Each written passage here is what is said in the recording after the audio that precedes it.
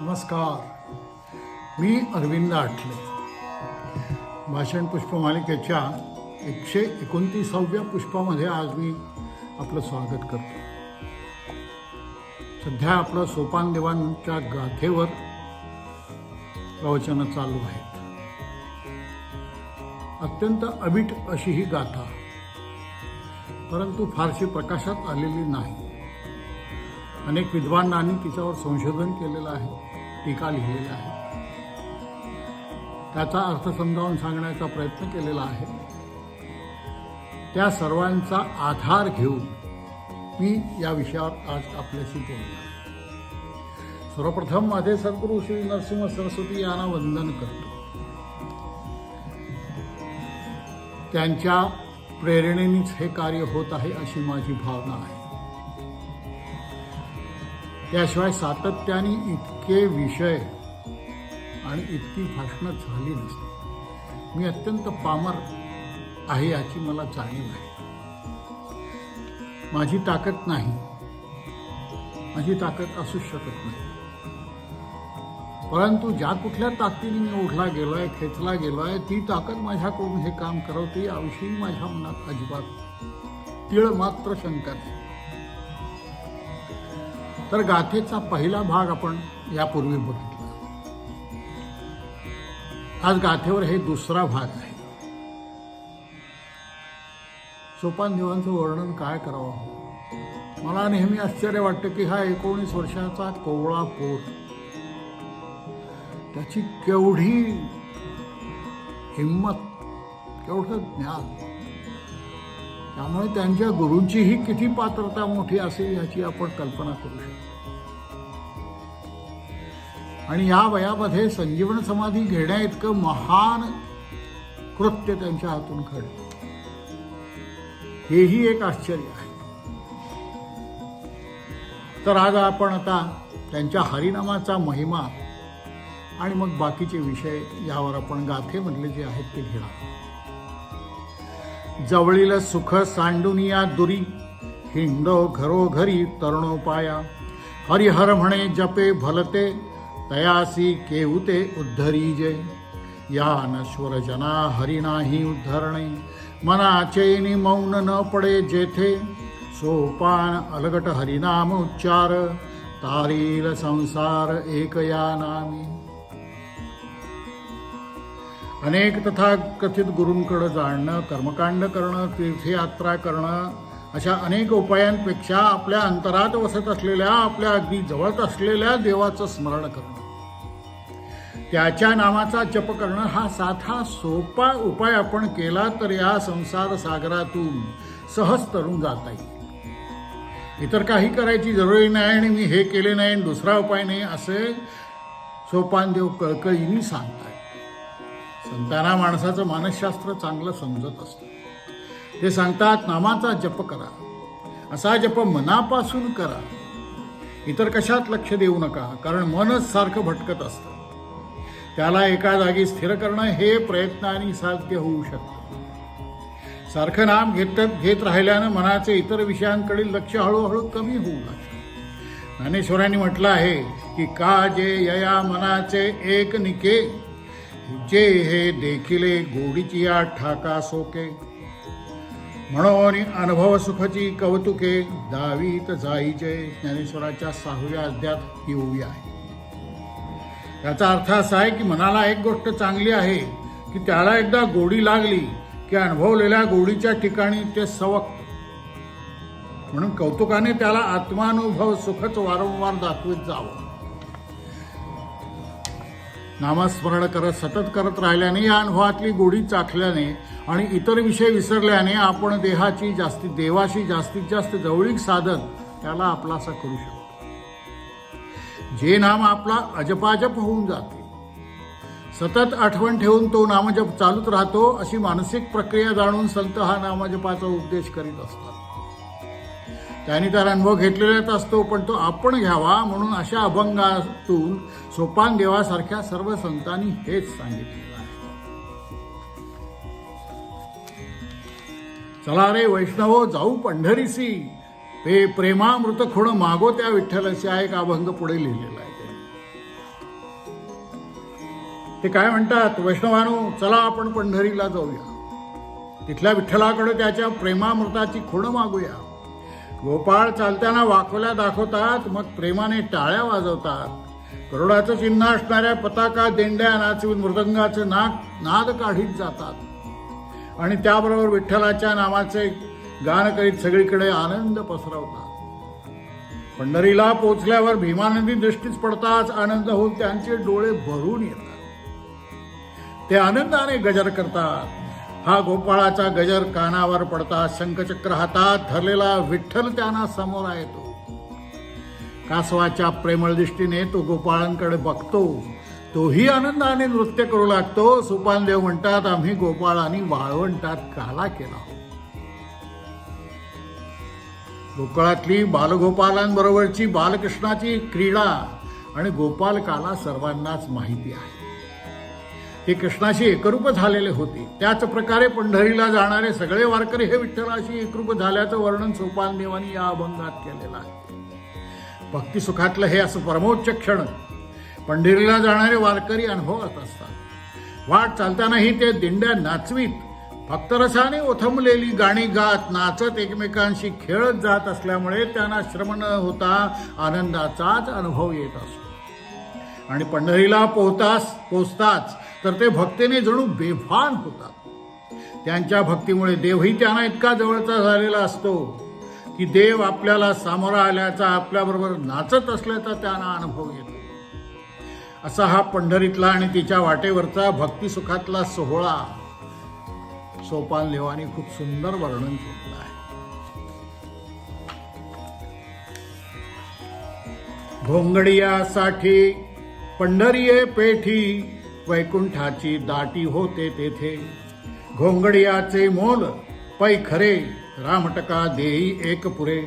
घोंगडिया घोंगडिया पाड दाविती, एक एक दाविती एका पुढे.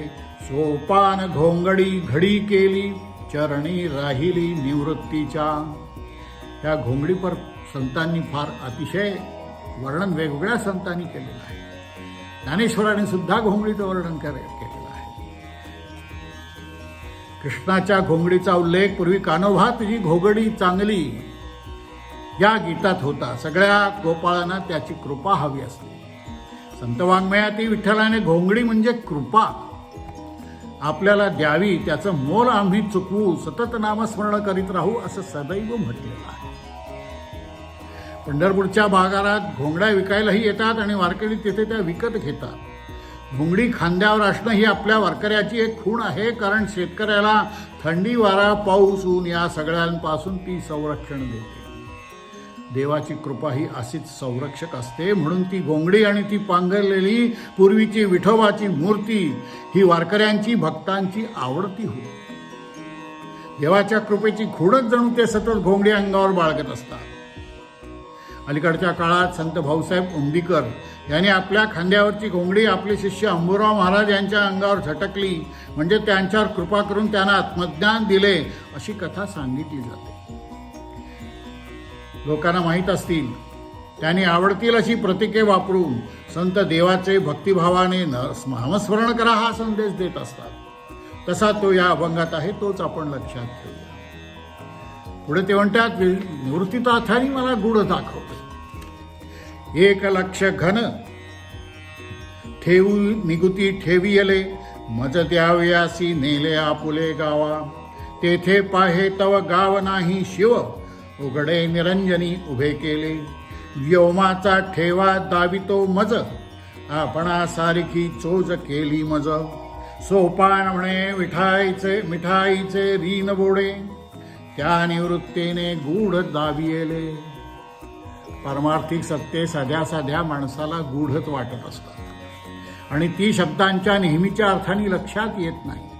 सोपानदेवानी म्हटलंय की ते गुढ निवृत्तीनाथांनी आपल्याला समजून देण्यासाठी त्याच्या गावी नेले, म्हणजे त्यांच्या विशाल जाणीवेच्या प्रदेशात नेले. ते गाव आणि तो प्रदेश म्हणजे शिव आणि परब्रह्म, त्याचं ज्ञान करून दिलं. या अपार सामर्थ्याची ओळख करून दिली, त्याची गोडी चाखायला दिली, उघड केली आणि त्यांच्यासारखं मलाही ज्ञानी केलं.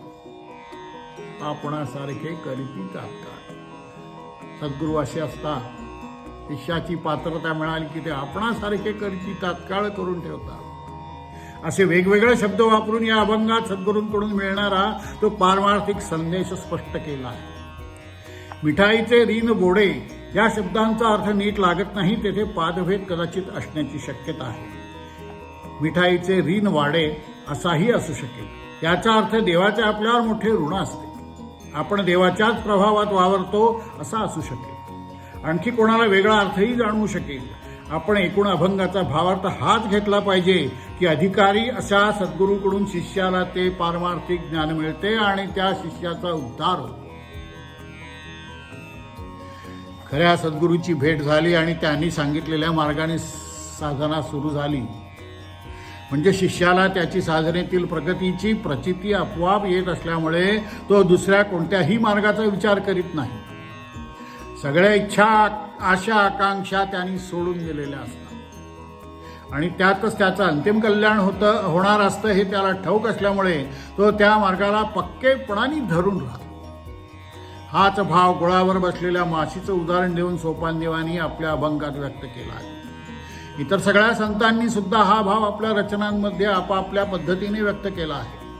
सद्गुरू हे गुप्तरूपाशी ऐक्य पावलेले असतात आणि शिष्याच्या स्थितीची त्यांना चांगली कल्पना आलेली असते आणि त्याला योग्य असा मार्गच ते सांगत असतात. म्हणून धरसोड न करता तो मार्ग दृढपणे धरून शिष्याने प्रगती करीत राहिली पाहिजे असा संदेश आपण घेतला पाहिजे.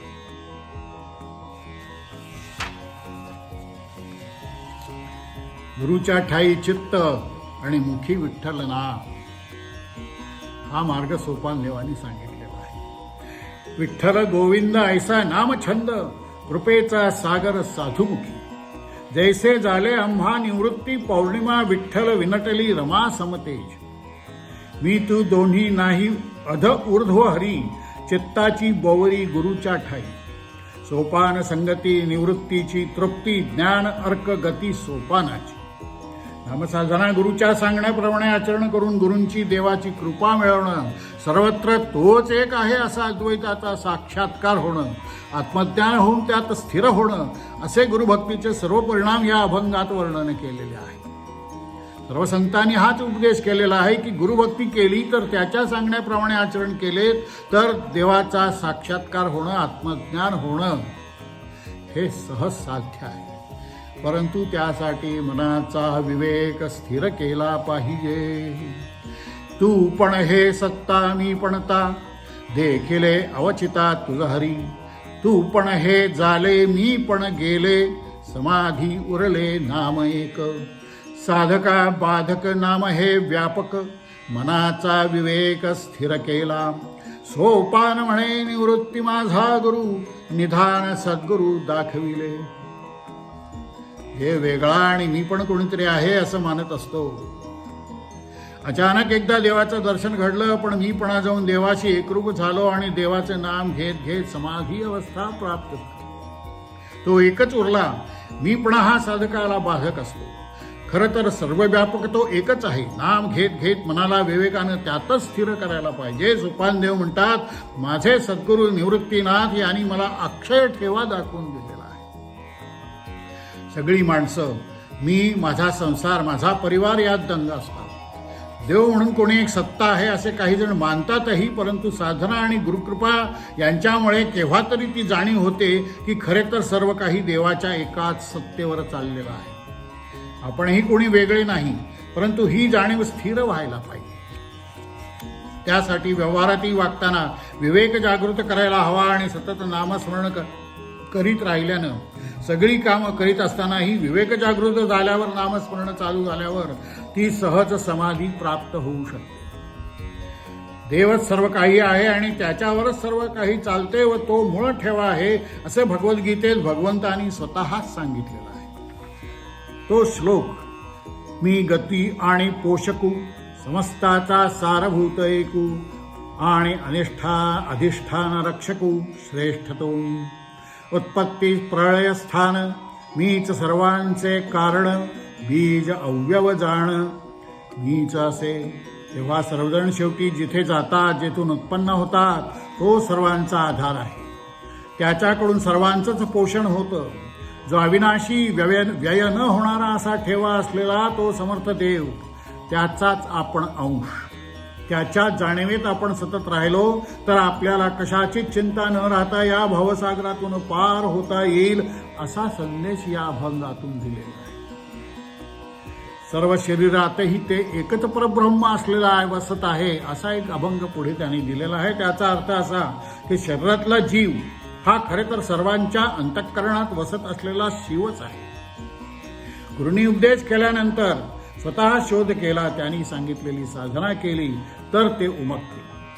निवृत्तीनाथांनी हे सोवळे परब्रह्म स्पष्टपणे दाखवल्यानंतर आम्ही त्याचेच सेवन करीत आहोत, त्याचीच गोडी चाखीत आहोत.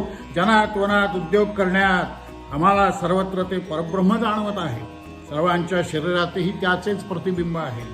सोपानदेव म्हणतात, तोच एक आमचा ठेवा आहे. सावळा विठोबा, सावळा राम, सर्व काही ते एकच आहे. गुरुच्या उपदेशाप्रमाणे साधना केल्यानंतर सर्वांमध्ये वसणाऱ्या परब्रह्माची जाणीव झाल्यानंतर त्याचीच गोडी चाकत राहणे हाच एक जीवनाचा उद्योग झालेला आहे, अशी स्थिती संतांची असते. हिचं वर्णन सोपानदेवांनी या अभंगात केलेलं आहे. या अवस्थेचे सोपानदेवीत पुढील शब्दात वर्णन केलेलं आहे. आत्मतत्वे सर्वभूते देखे, सर्वात्मा आपणची कौतुके, योगयुक्त आत्मा ते तोची देखे, सर्वत्र समानतया, तो मज सर्वांठाई ओळखे, मी तयासी सर्वत्र देखे, मी त्याचे नि तो माझे नि सुखदुःखे, वेगळा नव्हे. पहा भगवंतानी खात्री कशी दिलेली आहे. साधकानं साध्य करायची अशी ही अंतिम अवस्था आहे. यासाठी साधन करीत राहिलं पाहिजे. अत्यंत अवीट अशी आपली श्रद्धा त्या साधनावर, त्या गुरुवर पाहिजे. सर्व हा गोपाळ भरियेला, काढले कुटाळ वासना सरळ, सर्व हा गोपाळ भरियेला, गेले पैस परते शरीर हे रिते, नाशिवंत भूते दूर केली, स्थावर जंगम स्थावरिला राम, सर्वगत श्याम निसंदेहे, सोपान विनटे परब्रह्म घोटे, प्रपंच सपाटे निवाटलेला. परब्रह्मे परनिंदेसारख्या वाईट गोष्टी वासना काढून चित्त शुद्ध केले आणि त्यात केवळ देवाचेच नाम भरले. नाशिवंत अशा पंचभूतानी बनलेले हे शरीर मी नव्हे हे कळले. आपण देव ही भावना दूर केली. आता स्थावर आणि जंगम सर्व काही आत्मारामच आहे. सर्वात तोच आहे अशी खात्री झाली आहे आणि सर्व संशय नाहीसा झाला. सोपानदेव म्हणतात, तेही शुद्ध होऊन परब्रह्म झाले. सगळा प्रपंच जणू नाहीसाच झाला. चित्तशुद्धी करून ब्रह्म होऊनच हे अनुभवण्याची प्रक्रिया या अभंगात वर्णन केली आहे. अर्थात ब्रह्मानुभव आल्यानंतर सर्व काही तेच, हेही अनुभवल्यानंतर दुसरे काही उरतच नाही. तोच एक आहे, तेच हे सर्व रूपाने नटलेले आहे. ते हे पुन्हा या जगातल्या पातळीवर येऊन संत सांगत आहे. तसं या अभंगात सांगितलेलं आहे. सर्व संत हा अनुभव घेऊन आपल्या पद्धतीने लोकांसाठी मांडत असतात. संत कृष्णदयार्णव 1674 ते 1700 या काळात होऊन गेलेले, त्यांचा एक अभंग आहे. हरी हा आपणची जग झाला, आपणची जग झाला, आपणची देवभक्त होऊनी पूजित आपणाला, उत्तम अधम योनी जितक्या जीवरूपे भरला, सर्व खलू इति कृष्ण दयार्णव श्रुती वदती त्याला. सामान्य साधकालाही काही काळासाठी तरी या जगाच्या पातळीपासून अलिप्त होऊन असा अनुभव हळूहळू मोठा येतो, घेता येतो. इतरांबरोबर आपल्याकडे पा वाटतो तर सर्वांमध्ये आत्मा एकच आहे. म्हणून असं याज्ञवल्क्याने मैत्रेयीला सांगितल्याचं नमूद आहे. आपण चित्तशुद्धी करून घेत या भूमिकेवर जाण्याचा, त्रिदृष्टी प्राप्त करून घेण्याचा प्रयत्न करीत राहिलं पाहिजे. शांती दया क्षमा येथील उपाया, निर्गुणी ते माया आपरूप, ज्योतिरूप छाया सर्व हे निर्गुण, आत्मारामी भिन्न काही नाही. मौन्य पडे मिठी पश्यंतीसी नुठी, मध्यमेच्या बेटी खुंटे तारू, सोपान वैखरी देहा माझी भारी, पूर्णतो श्रीहरी बिंबी बिंब. या अभंगात परावाणीचा स्पष्ट उल्लेख केला नसला तरी माया आपोआप उद्भवता असं म्हटलेलं. यावरून परावाणी म्हणजे निर्गुण निराकार आत्मारामातील मूळ अंतःकरणाचं स्फुरण हे सूचित केलेलं आहे. परंतु या परापश्यंती, मध्यमा आणि वैकंठी ही तर देहापुरतीच मर्यादित बोलू शकते. या चारी वाणी मूळ निर्गुण निराकार आत्मा रामासंबंधी बोलायला असमर्थ आहे. हे स्पष्ट करून पुढे सोपान देव म्हणतात की सगुण साकार हे निर्गुण निराकाराचेच प्रतिबिंब आहे. खरे तर तो एक निर्गुण आत्माराम हाच सर्व काही आहे. त्याच्याशी एकरूप होण्याचा मार्ग हा शांती, दया आणि क्षमा आपल्या वागणुकीत जीवनात आणून त्यांना अनुसरून त्याच्याच अंगाने जीवने व्यतीत करणे हाच आहे. या मार्गाने जायचं म्हणजे उपासना ही जीवनाचा भाग होते. शांती असल्याशिवाय दुसऱ्याबद्दल दयाभाव, क्षमाभाव बाळगणं हे शक्य नाही. आणि ते कशासाठी, तर त्याचा आणि आपला आत्मा एकच आहे याचे म्हणजे त्या आत्मारामाचे सतत स्मरण ठेवावे लागते, म्हणजेच उपासनाही घडते. चारी वाणी, त्यांची स्थानं, लक्षणं, कार्य वगैरेवर उपनिषदांनी संतांनी बराच विचार केला आहे, परंतु तो वेगळा विषय आहे. वरील अभंगाचा मुख्य संदेश अद्वैताबद्दल सांगणं, त्याच्याशी एकरूप होण्याचा उपाय जे दया, शांती, क्षमा आणि सतत स्मरण हाच दिसतो. हे स्पष्ट आहे, आपण तेवढंच लक्षात घ्यावं. आता अद्वैताचा अनुभव कसा आहे? ज्ञानदेवी ज्ञान नाही ते भिन्न, प्रपंचाचे भरण येथे नाही. स्वरूपाची खोण होऊनी सकळ भोगी, सर्व काळची सत्ता. आत्मा परमात्मा भेदाभेद द्वंद्व, एक तत्व अभेद जनीवनी. सोपान दीपन दीपी ते जीवन, तया माझी मन एक झाले. चित सत्तेशी, ज्ञानरूपाशी, स्वरूपाशी इतकं एकरूप झालेले आहोत की सर्व भेद संपलेले आहेत. वेगवेगळे दिसत असले तरी सगळ्या दिव्यांचा प्रकाश एकसारखाच असतो. मुळातलं तेच ते एकच असल्यामुळं असं होतं. तसं सर्वांमधला आत्मा, सर्वांमधली अस्तित्वाची जाणीव, मन हे सर्व एकच असल्यामुळं कोणताही भेदाभेद मनात न येता जनात वनात सर्वत्र सदोदित या ऐक्याचीच प्रतीती येत राहते. अशी अतिशय उच्च पातळीवरची अवस्था सोपानदेवानी या अभंगात वर्णन केली आहे. ते काय म्हणतात? आपणची सकळ होऊन ठेला. परमेश्वर प्राप्तीची सर्व प्रक्रिया आणि अंतिम ध्येय गाठल्यानंतर होणारी स्थिती या अभंगात वर्णन केली आहे. असं सर्व तत्वज्ञान मुळात 5-6 वाक्यांनी तत्वमसी, अहम ब्रह्मास्मी, अयमात्मा ब्रह्म, सर्वम खलु इदम ब्रह्म, प्रज्ञानम ब्रह्म असं उपनिषदात आलेलं आहे. मराठी संतांच्या आध्यात्मिक विचारांची गंगोत्री तीच असल्यामुळं ते सर्व तत्वज्ञानातले सिद्धांत स्वतः अनुभवून संतांनी आपल्या अभंगात वा इतर काव्य रचनातून मांडलेले आहे. विवेकसिद्धून म्हटलेलं आहे की म्हणून महावाक्य जाण, ब्रह्मसाक्षात्कारी कारण, जेणे होय निरसन प्रपंचाचे, प्रपंचाते निरसवनी, परब्रह्मा ते पावनी, कृतकृत्य होनी मिरवे महावाक्य. विवेक सिंधू मध्ये उत्तरार्धामध्ये 777 आणि 61 मध्ये येऊ लिहिलेलं आहे. असे हे महावाक्यातले सिद्धांत, त्यांचा विचार करून घेऊन केलेली साधना म्हणजे मनाची मशागत. साधना ही मनाची मशागत आहे.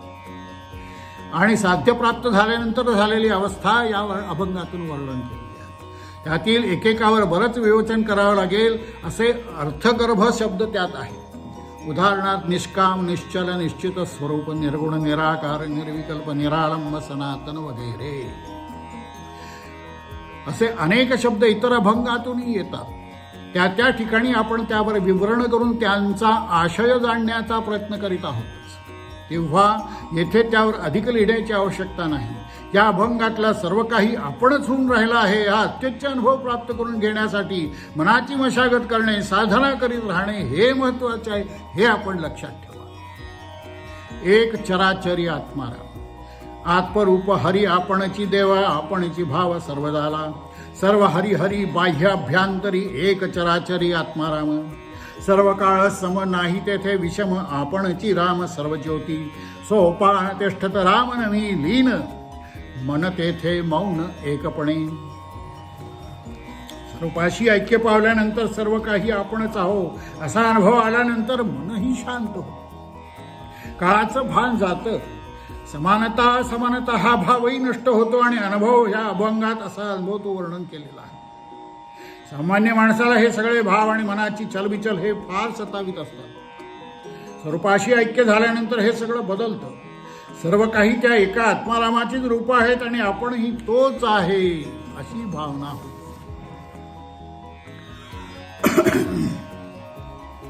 आणि नव्या जाणीवेच्या विज्ञातही शुद्ध जाणीवेनेच खालच्या पातळीवर उतरून ही सर्व रूपं धारण केलेली आहेत असा सिद्धांत मांडलेला आहे. तो वरील अनुभवाशी सुसंगत आहे. आपण आपले वासना विकार दूर करून विशुद्ध जाणीवेशी एकरूप झालो. आपल्यावरचे हे भौतिकाचे काळाचे आपला प्रकार हे विषमतेचे कवच दूर केले तर आपल्यालाही तो अनुभव येईल असे यावरून दिसून येईल. असं करणं हे अवघड आहे खरं, पण साधना करून ते शक्य होतं असं सर्व संत सांगतात. संतांवर विश्वास ठेवला पाहिजे. संत अमर आहेत, शेकडो वर्ष होऊन गेली या संतांना, पण त्यांचं विचारधन शिल्लक आहे, नष्ट नाही झालं. जे सत्य आहे ते शिल्लक राहतं, जे असत्य आहे ते नष्ट होतं. इथे या ठिकाणी आपण लक्षात ठेवलं. त्यासाठी सोपानदेवानी काय सोपानदेवीत म्हटलेलं आहे ते ह्या ओव्या आता आपण चित्तात ठसवून घ्या. मनापासून उपजती कामना, या सर्व टाकोनी निशेष जाणा, नेमे करुणी अंतःकरणा, इंद्रिय समूह आवरावी. हळूहळू धैर्य बुद्धी करोनी, मन विषयापासोनी परतोनी, आत्मतत्वी राहोनी, आणिक चिंतन न करावे. मन चंचल नाही स्थिर, धावे सैराट न धरी धीर, तया आवरून विचार राहे आत्मतत्वी. अंतःकरण शांत ज्यांचे चित्त, तया योगया ते सुख पावे अत्यंत. रजोगुण शांत होऊनी झाला ब्रह्मभूत, तो परहित जाणावा. सदा आत्मचिंतन करिता, योगी किलमिषे जिंकिती तत्वता. सुखची ब्रह्मी सायुज्यता, अनंत सुख पावेल तो. आत्मत्वे सर्वभूते देखे, सर्वात्मा आपणची कौतुके. योगयुक्त आत्मा तोची देखे, सर्वत्र समानतया. तो मज सर्वा ठाई ओळखे, मी तयासी सर्वत्र देखे. मी त्याचे नि तो माझे, सुख दुःखे वेगळा नोहे. भगवद्गीतेच्या 6व्या अध्यायातल्या श्लोकांवर सोपानदेवीतल्या या ओव्या आहेत. आपण त्याचा संदेश लक्षात ठेवला पाहिजे आणि त्याप्रमाणे आचरण साधनारत आपण राहिलं पाहिजे. सोपानदेवांचं जेवढं वर्णन करावं, जेवढं वाचावं, जेवढं करावं कौतुक तेवढं थोडंच आहे. मला ते या सोपानदेवानी भेटला. अरे काय हा माणूस.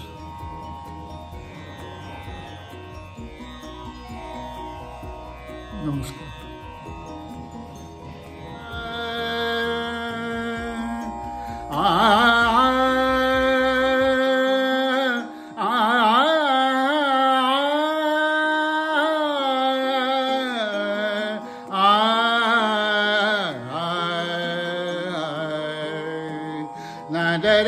नादरसिलीन ब्रह्म समावले, नादरसिलीन ब्रह्म समावले.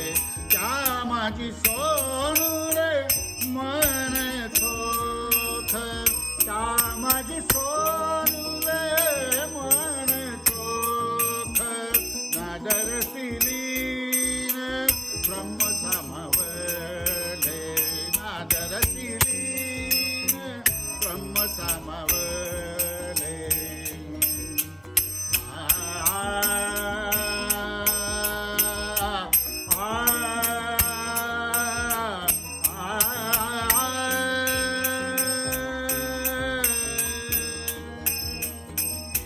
मन हे निकट ब्रह्मरूप तोख, मन हे निकट ब्रह्मरूप तोख.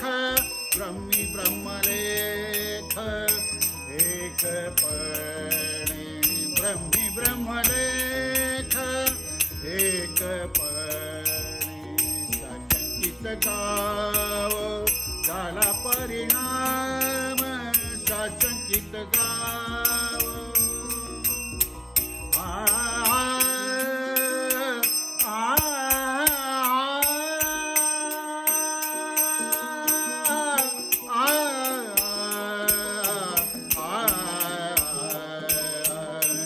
संकित गाव झाला परिणाम, घटमठ दिन हार परा.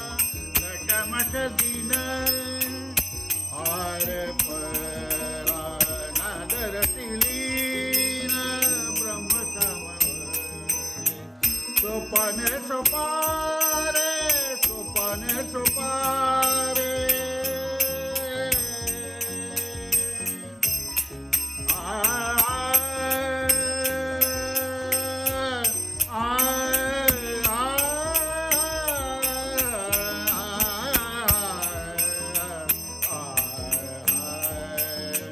सोपान सोपारे निरालंब निर्धारे नंदाचे गोजीरे माझी खेळे नंदाचे गोजीरे माझी खेळे सोपान सोपारे